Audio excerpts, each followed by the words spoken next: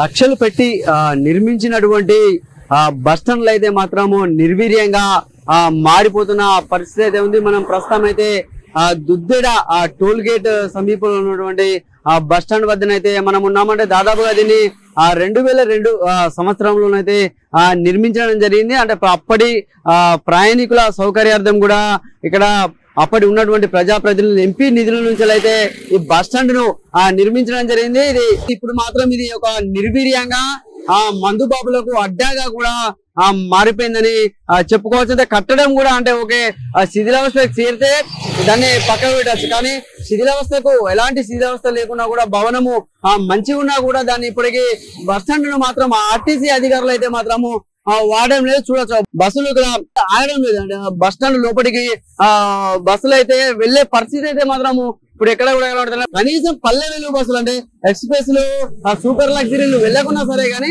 పల్లె వెలుగుకు సంబంధించినటువంటి బస్సులు కూడా లోపలికి వెళ్ళలేని పరిస్థితి. చూడొచ్చు మనం ఈ బస్సును చూసుకుంటే చూడండి, అది అంటే బయట ఆగిపోయింది. బయట నుంచి వెళ్ళిపోతున్న పరిస్థితి ఏంటంటే బస్సుల్లో వెళ్ళి ఆల్టింగ్ చేయడమో గానీ ప్రయాణికులను దించడమో గానీ అలాంటివి మాత్రం ఇక్కడ ఎక్కడ కూడా మనకు కనబడదు. అంటే ఒక్క నిమిషం లోపలికి వెళ్ళి బయటికి వచ్చే పరిస్థితి మాత్రము బస్సులు ఇక్కడ ఎక్కడ కూడా కనబడట్లేదు. అంటే చూడండి మన బస్ స్టాండ్ కూడా ఎంతో అద్భుతంగా ఉంది. అంటే ఏమో